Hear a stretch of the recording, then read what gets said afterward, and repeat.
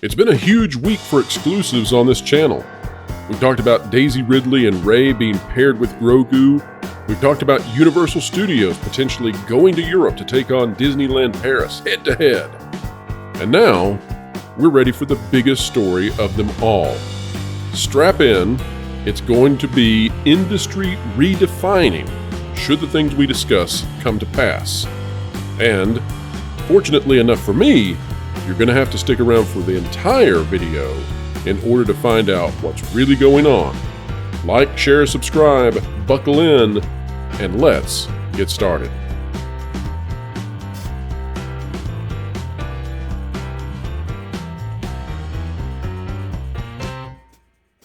Explaining entertainment, keeping you ahead of the culture curve. That's what we've been working on each and every day. It's more than just a motto, and to help us do that today, we've got both Valiant Renegade and, can you believe it, the one and only Paul Chatto is in the house. Paul, when's the last time you were on a channel with this few subscribers? Even though we're growing, I mean, this is not your normal territory. I think you're almost at 100K now. Is that right? I'm getting there. I'm almost 3,000 away, so it's very exciting. Well, so what everybody watching this video now should do after the video is over, not immediately, okay? Don't everybody leave right now. No, don't everyone leave now. But as soon as the video is over, go over to Paul Chatto's YouTube channel and subscribe over there. Help him hit the 100K. He deserves it. And then come right back and make sure you're subscribed to Valiant and WDW, because they should be hitting 100,000K. We're working on it. Valiant's a little bit ahead of me. Would be good. That's right. So like a billion. I'm good with that. Valiant's at the edge of 20 now, I believe. He's only got, about 2,000 more left to go, maybe less? It's looking like after the video earlier tonight, we're going to cross about 18,000 in the next hour or two. That's fantastic. Yeah. Well, you guys are great. I think YouTube has taken over legitimate commentary on the entertainment industry from pretty much everybody else. Can't trust the trades, and I'm trusting you guys and other people on YouTube, and I think more and more people are, because it's the only place to get proper, concise, and accurate information on the industry. So thank you. Well, to speak to that, one of the comments I received today, going just letting us know how they had enjoyed the coverage of the Disney earnings report. This individual said that they had gotten a PhD from college in business, and that we were providing better information than they had ever gotten out of their textbooks. And I thought, my gosh, this is, but I guess that's the world we live in, right? But it's also extended information. Part of the problem with the mainstream media and the entertainment mainstream media is that they do sound bites.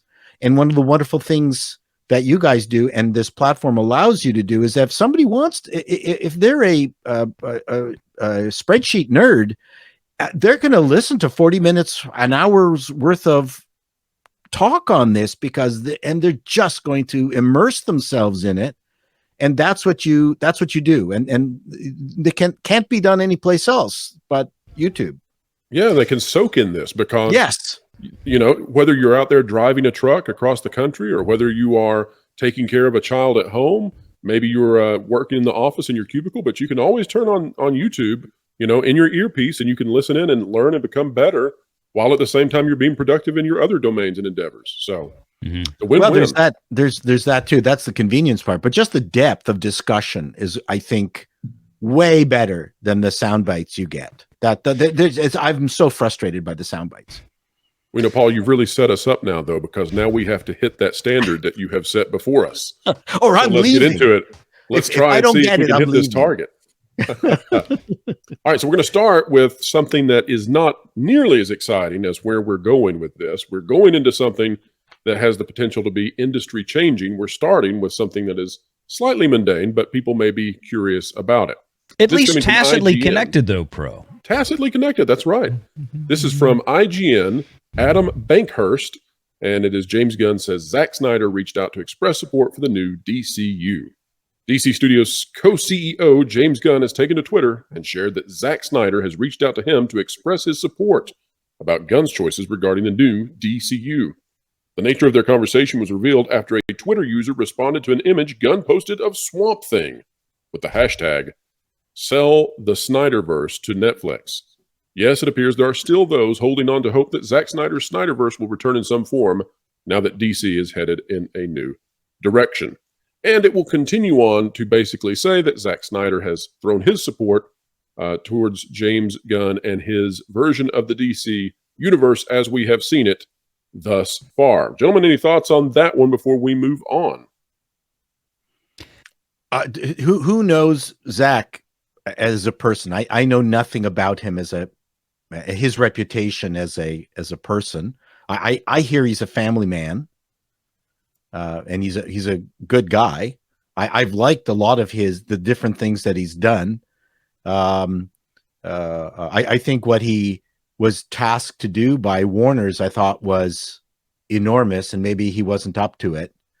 It's not that guy is talentless. It's just a very complicated and difficult thing that he was handed. Yes. Yeah. So maybe this is a giant relief for him, and he's got ideas, and maybe they will come to fruition within the context of a good management team of Gunn and the other guy, Safran. I mean, it's not just Gunn. We keep talking about Gunn, but that's these two guys, right? Safran, and then also we've got to assume that Zaslav is very involved in it as well. Absolutely. You know what? He's the kind of guy that I think only wants to get involved when he needs to get involved. I think he'd really rather not. So not Eisner-esque then. Correct. No, I don't think Zaslav is managing day to day, right? Yeah. But he knows enough, and I think you're correct, Paul. He knows enough to where that he doesn't know enough. Let me put it that way. He knows enough to where he doesn't know enough. He goes out. He's a good delegator of authority.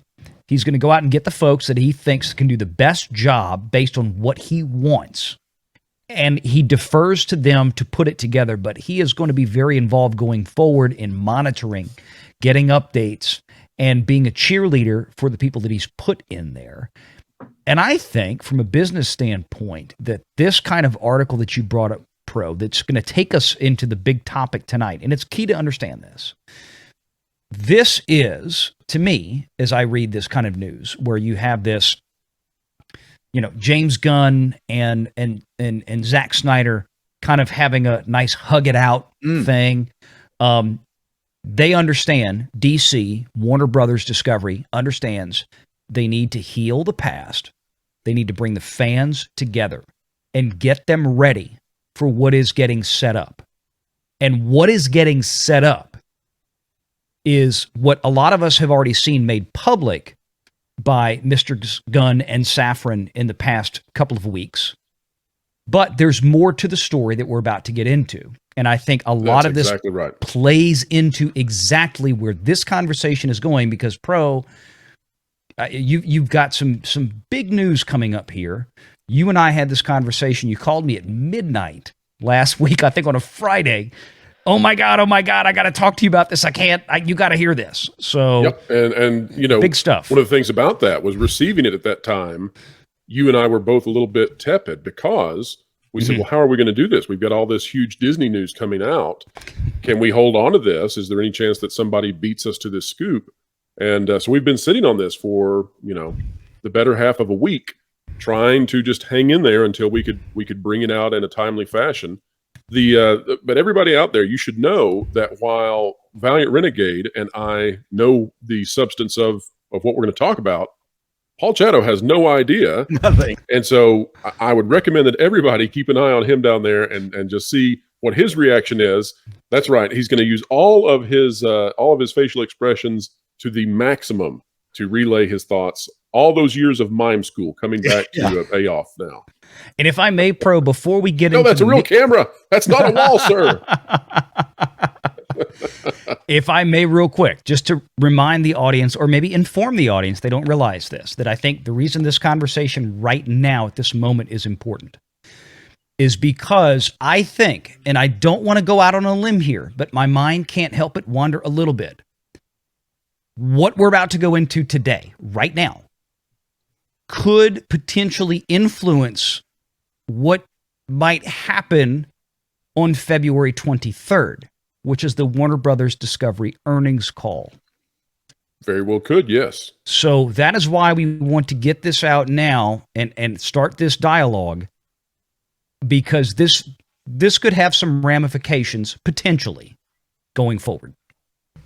Well, with that, and having set up all of this, let's get into it. Well, didn't Zaslav just have a meeting with the mucky mucks of Wall Street, and Wall Street gave him a really good vote of confidence just recently, and the stock price has gone up considerably. Hang on to your hats, folks. This has got nothing to do with that, eh? Hang on to your hats, folks. Oh, boy. About to find out. All right, so this information was sent to myself and to Valiant Renegade, as we said. This does not come from the board level. This does not come from the C-suite level. It comes from lower than that. However, it does come from Warner Brothers Discovery employees. And the conduit for sending this our way is known to myself and the Valiant Renegade. We know the individual's identity. However, all of this does need to go into speculation and rumor territory, as we are discussing something which has not yet come to fruition and which we cannot independently verify. So we will put that out there before we dive in. So here is exactly what we've been told. And I'm just going to read this, and we'll have pauses along the way to stop and have some discussions. Here we go.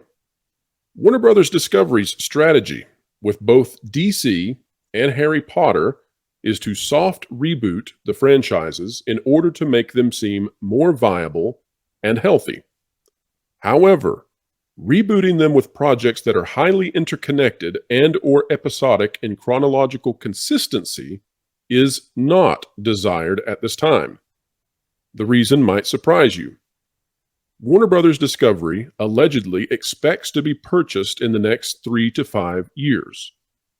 Therefore, it is not in Warner Brothers Discovery's interest to craft huge franchise worlds like seen in the MCU, because such a thing would make a potential buyer beholden to this new roadmap/story narrative. Instead, Warner Brothers Discovery allegedly feels the more lucrative option is to rejuvenate the franchises with non-connected properties while still unloading bad inventory, so that when a company like Apple or Amazon, when they purchase them, potentially, they get the benefits of a refreshed franchise plus the ability to craft their new cinematic universe in whatever way they choose. All right, let's stop there, gentlemen, and we'll just roundtable this. Paul, I know that you've had some interesting takes on Warner Brothers Discovery and their slate of DC films and TV shows that they've got coming out. What say you with this first salvo? His face says it all. Wow. Well, I'm highly suspect with anything to do with Apple. Apple, I've worked with them. I'm not an expert on Apple, but they are very careful about not getting into areas that they don't have a lot of expertise in. Sure. So I know that it's not part of their culture. Even Apple TV is they're treating it more like the Apple TV box, like a hobby, but only a company that's worth trillions of dollars can do what they're doing as a hobby. The thing that they probably enjoy more than anything else with this Apple TV Plus is that they get to hobnob with celebrities. Absolutely. That's actually, it's a nice perk. That's their perk. That's really the only perk that they want out of this. Now, Amazon is a little bit different. I could actually see them doing this. I don't think they're particularly happy with the management that they've got. And when you buy a company, you're actually buying management, and product can be part of the mix. Paul, stop jumping ahead in the script. You don't even know the script we're talking about. Sorry. Quit jumping ahead now. He's setting me up so well. Let him talk. He's segueing to my points so great. Let him go. Anyways, so it's I think more than anything, Zaslav and with Gunn, they're setting up it as a management play, which is also what's nice about this Snyder thing, just bringing everybody back into the, into the fold. So Kumbaya, right? Yeah, I mean, it can't hurt, and it depends on who your kumbaya is. I mean, there's a huge fan base for Snyder. If they find out that Gunn was having lunch with J.J. Abrams, no one would care. That's he's not part of any kind of kumbaya. That he's not helpful. Put it that way. Not unless you need a quiver full of lens flares. Even the fact that Mangold was, I think it's Mangold, right? The guy who James did Mangold. He's busy with Indiana right Jones. He's trying to de-age yeah. everybody. But I mean, he's now rumored to be doing some stuff for Warner's for Gunn. I think he got picked. I think he was the leading contender for Swamp Thing, right? Yeah. Anyway, so all that news is good news. So yeah, these companies get bought out for management more than product, and that's what Apple does actually. Valiant, you've been waiting a long time to discuss this topic. I mean, we've been sitting for days and days. A week. So, yeah. I'll shut up now. No, I was going to say, I mean, Paul, you set it up perfectly, and everything you said is dead on. Let me kind of put the pieces together here for the audience's sake. You're right about Apple. They like to stay in their lane. Even when starting Apple TV Plus, which I have. I've got 5 Apple TV boxes. I've had them for years. I love Apple TV. They've made some great stuff. Mm-hmm. And I've enjoyed it, but Apple has never really dove in. And one of the things that I've talked about on my channel for quite some time now, at least the last year, Apple is the 800-pound gorilla in the room that is sitting in the corner in the shadows and not making a peep. They have been waiting. I have made suggestions out there that Paramount is a ripe target for an Apple if they ever want to. They could basically buy Paramount, Viacom, whatever you call it, for cash. Okay. When the MGM thing went down with Amazon, same kind of thing. It's like, Apple didn't go after that. What are they waiting for? What are they waiting for? Then we had the whole issue with AT&T doing the reverse Morris Trust, spinning off Warner Media, merging it with David Zaslav's Discovery Plus. And a lot of people said a couple of months ago, there's this rumor circulating that, well, Zaslav is going to, he's trying to set up to sell Warner Brothers and all this. And the idea was he's trying to do this in the next, 12 months. And I said, no. I said, look, Warner Media is not getting sold anytime soon.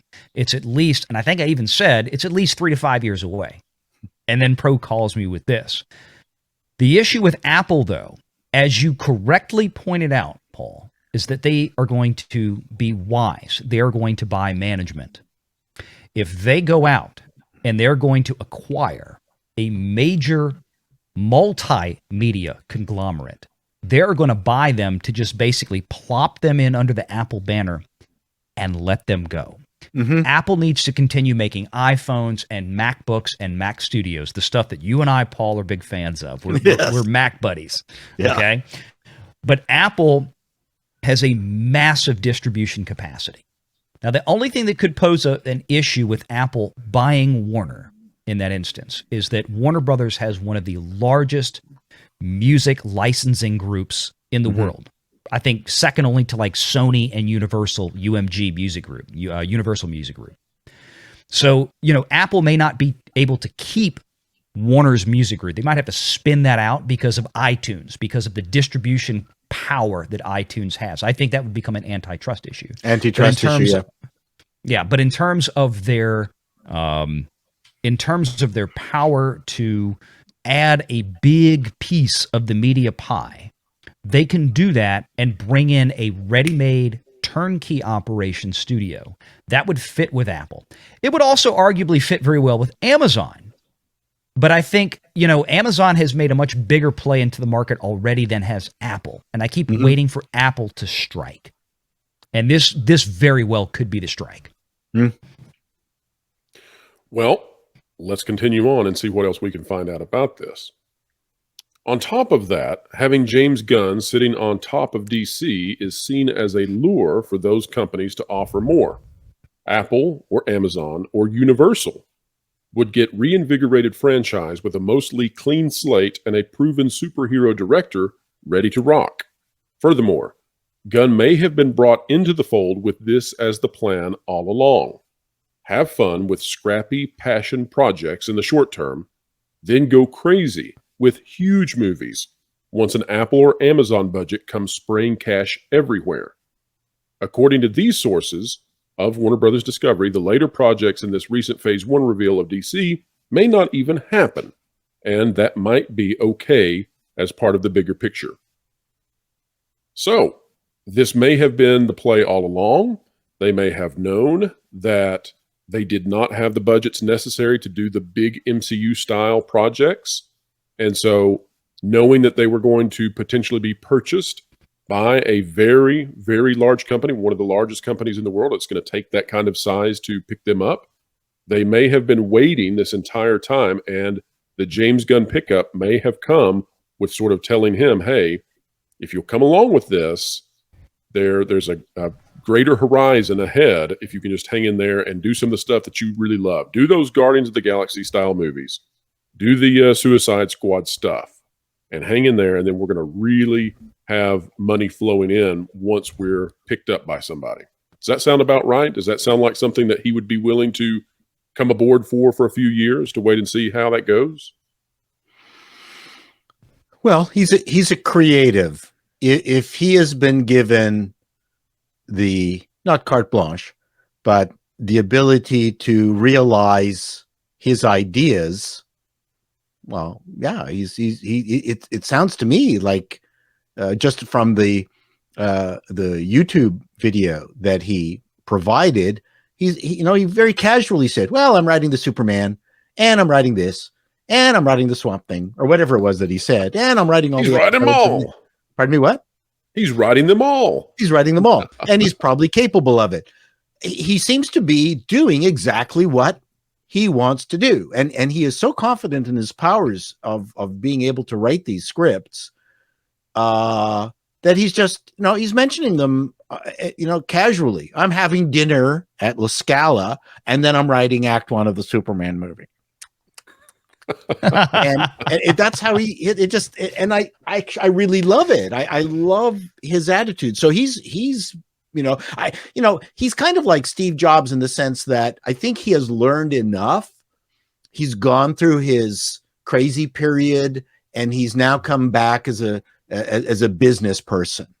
And it's when Steve, not that Gunn was punished and sent off to wherever to learn his lessons, but over time, he's become less crazy, more responsible. He knows what's expected of him, and he's enjoying himself. Steve Jobs got kicked out of Apple, and then when he came back as a chastened human being who now understood. Wisdom has happened. Wisdom has happened, and I think I can see that kind of wisdom in Gunn, which is why I'm really high on him. People are going, oh, he can't this Peacemaker, blah blah blah. And I said, man, there's more stuff happening, in there than people are giving him credit for.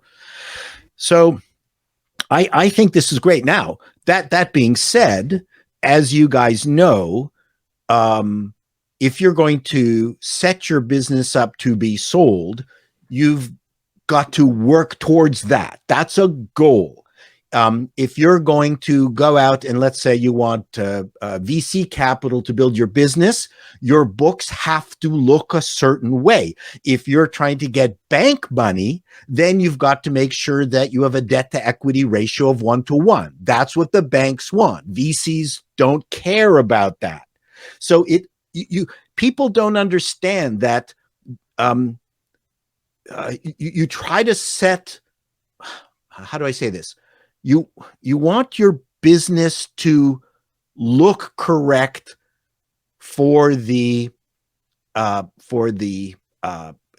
people with money that you're approaching, and they all have different criteria. So I don't know what the criteria is to be sold on behalf of Warner's, but hitting all these singles and doubles and reinvigorating the ground, putting nitrogen back into it so it can grow crops again of creativity, versus what Disney did, which is just denuded the soil of all nutrients, and now they've got they can't grow anything. Their You know, that's a soil great is dead. point. It is.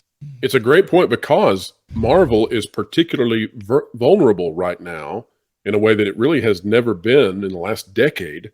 I had thought that although this was a very interesting slate that DC had put forward, that it was not necessarily the kind of slate that would prove competitive versus Marvel in a way that Marvel would have to worry, oh, well, you know, this could actually overtake us.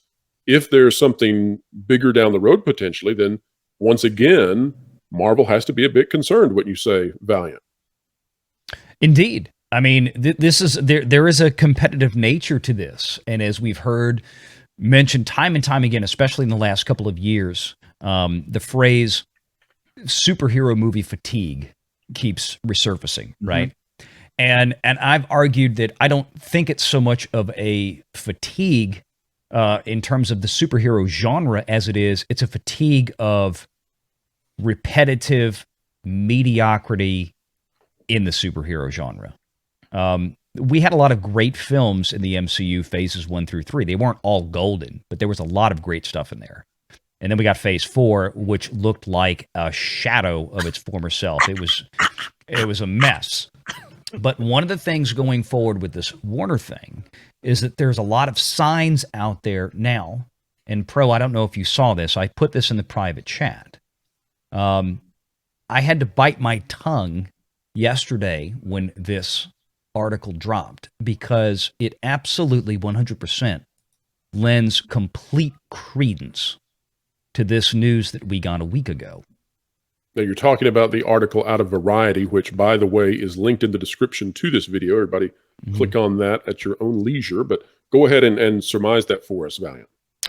Well, the article that came out yesterday was saying that Discovery Plus, you know, David Zaslav and company has talked about how HBO was going to get rebranded. HBO Max was going to get rebranded because they know they have a hard time selling this as a family-oriented streaming service because adults, people my age, remember growing up HBO. Not that it was a bad thing, but it was always where they had unfettered, uncut, unedited films. They had R-rated stuff on there and all kind of things. Sure. So they have to get away from that brand identity and give it something else. But what's interesting is that it was announced yesterday that even though they would merge the Discovery Plus service, which is what David Zaslav came in with when he took over AT&T's spinoff of Warner Media, they're going to merge those two. However, Discovery Plus will remain in addition to it in tandem as a completely separate and independent service. And what that told me yesterday was that everything that you and I heard last week that we're discussing right now tonight is very likely 100% true. Because if I'm David Zaslav and I know that there's an end game to this in 5 years, I want to be able to walk away with what I built before I got here. And the fact that they're going to hold Discovery Plus as a separate entity apart, even after merging the content into HBO Max as a singular purchase service, he can still walk out of there with his entire Discovery empire still in singular tact and take it out the door if he wants. That could be part of the deal with an Amazon or an Apple, is that you can have the entire Warner library, but I have left this part of what I brought it to the game. I want to take it with me. I still want to have this. They don't have to go back and reverse the engineering to unwind all of Discovery's products and services from HBO and Warner Media 3 to 5 years from now if an Apple or Amazon buys it. He's keeping it separate right now. Fantastic analysis. Yes, that's exactly right. That says that this is very likely incredibly real. Well, you know, the source that we're dealing with has, I mean, my gosh, what a track record. We've greatly enjoyed the communications, and this is coming, again, straight from highly placed people within Warner Brothers. It is rumor and speculation, but, you know, this is what people inside the company seem to be talking about. Let's get into the very last part, which, by the way, is the most exciting. Here's what we've got. Another tidbit of info. While you might think Apple and or Amazon are the only ones interested in buying Warner, Universal is attempting a play. They have a relationship with the Potter people, and they want to leverage it in an attempt. Warner Brothers still wants someone at the top of a wizarding division, so it will be interesting to see where that person comes from. One final thing, and ladies and gentlemen, this is the big one. Here we go.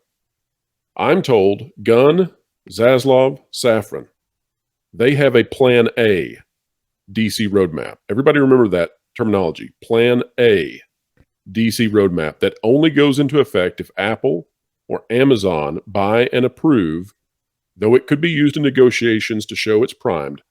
It's unaffordable for Warner Brothers with its current situation, but an Apple or an Amazon could fund it.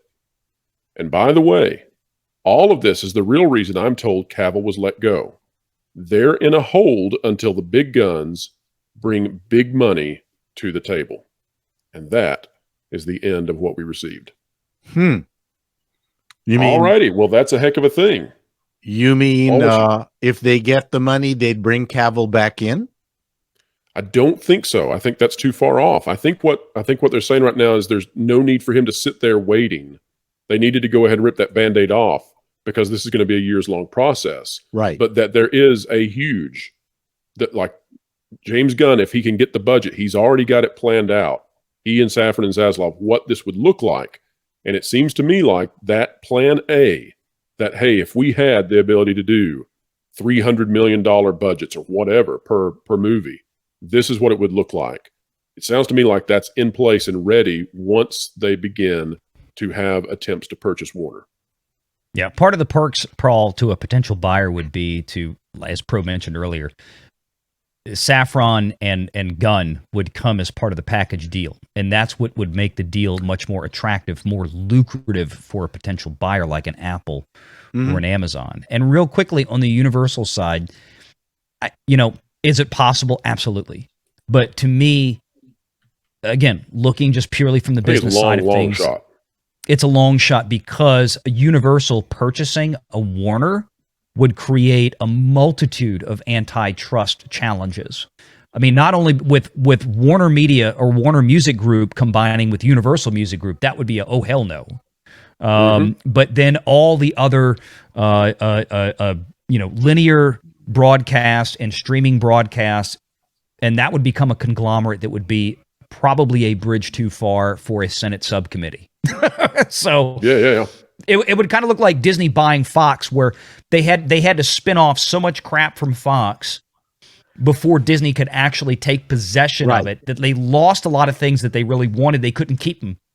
And I think a Universal buying a Warner Media could potentially rise to that level, or maybe even be worse. So, Paul, I don't what. So, what is the financial health of Universal? I have no idea. They're kind of under the radar for me.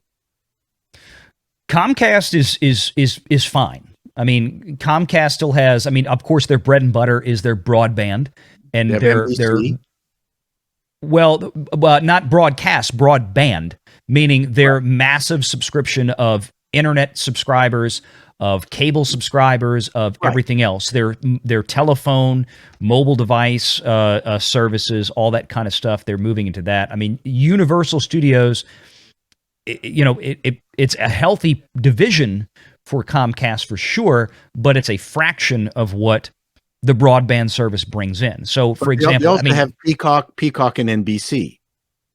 Right. That's part of that, but that's a tiny microcosm of the grand picture of what Comcast brings in. The beauty with Comcast is being a broadband company as they are, an internet provider, right? That's their big thing. Is that it doesn't matter what streaming service you subscribe to or what you do on the internet. As long as people continue to use the internet more and more and more and need more and more bandwidth, they're going to keep making more money no matter who you sub to. As long as you're getting your service, nobody likes them. Right. It doesn't. As long as your internet service is being provided by Comcast, you can sub to anybody you like. Oh, for sure. Yeah. No, that's right. They're going to make a penny off of anybody. I mean, part of the problem with all these conglomerates is that, as you mentioned, it gets very messy as they're trying to. I mean, it's almost like two galaxies colliding. There's going to be, and then people trying to prevent it from doing so in a messy way. Correct. So, I mean, the company with the cleanest ability to absorb one of these organizations is Apple, obviously. I mean, Sure. That's it. It's. I mean, I think somebody in Apple probably has pitched the idea of getting Pixar back from Disney so they can resurrect it. That's just speculation, but because Pixar has the Steve Jobs aura still around it, I could imagine them wanting to do that as kind of a passion play, just to get that back and stop doing Lightyear and shit like that. Well, They'll you know get what, it Paul, all correct with Toy Story 6. Yes, they kind of already did that though, Paul. Apple signed the deal with Skydance after Skydance brought back in John Lasseter. I didn't know Lasseter is back home at Apple where he started. Was it Luck or Lucky? Is that the movie that he's already done with them? Yep, Luck. Yeah, Skydance Animation is now in bed with Apple. That is their new Pixar.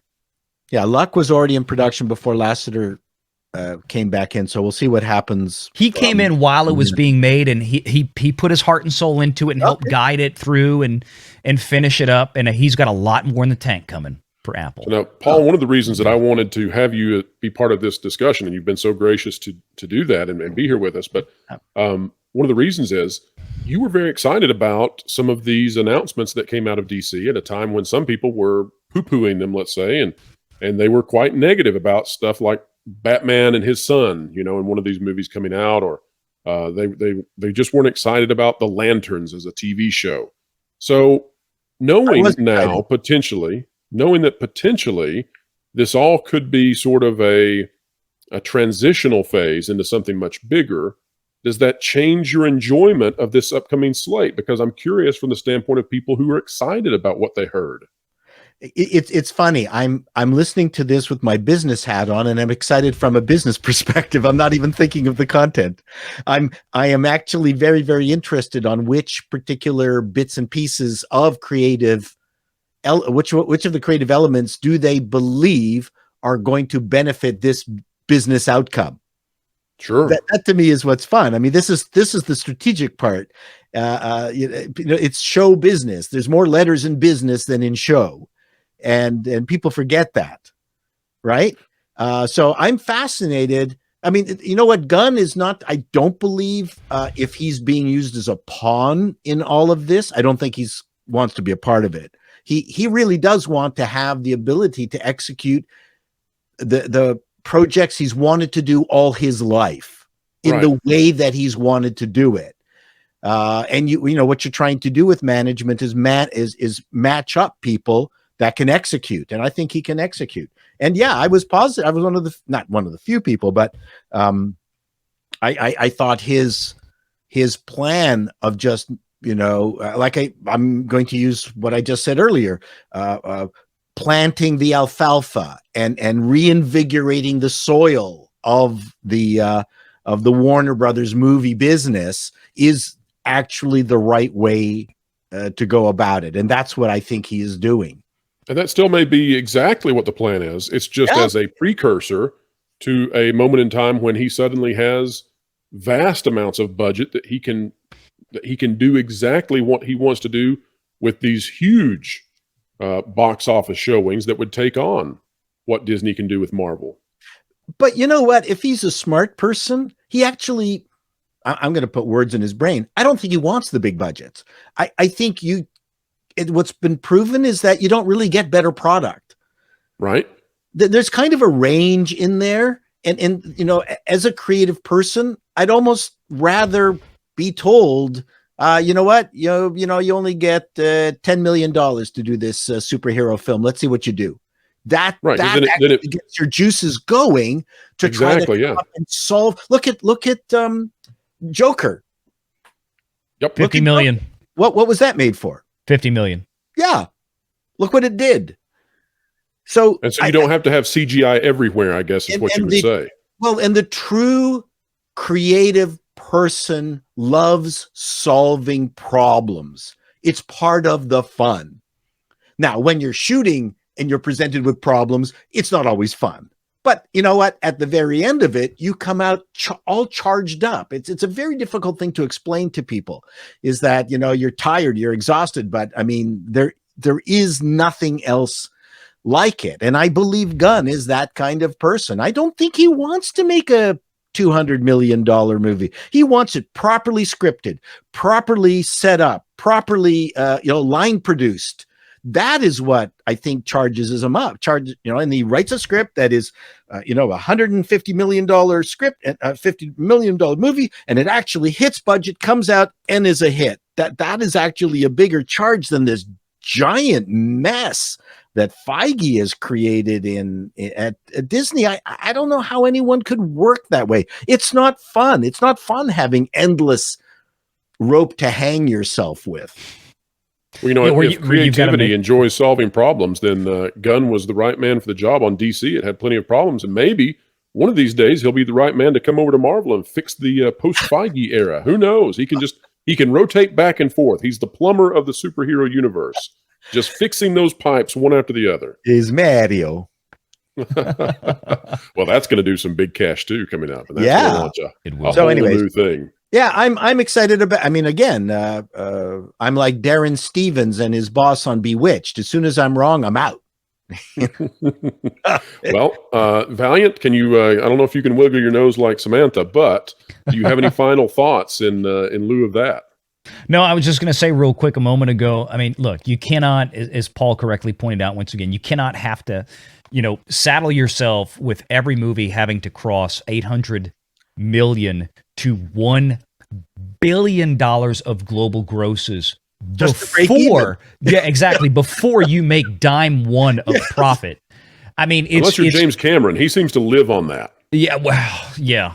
And again, Avatar 2 had some more front-loaded costs, and we covered that because of all the infrastructure they had to set up. I mean, James Cameron built a slew of custom cameras that he developed over the course of 2 or 3 years to shoot these films. So, I mean, that kind of stuff. And that's not necessary for every movie that No. That's a so, I mean, that's rare movie that needs that sort of infrastructure. That's James Cameron being James Cameron because James Cameron is James Cameron.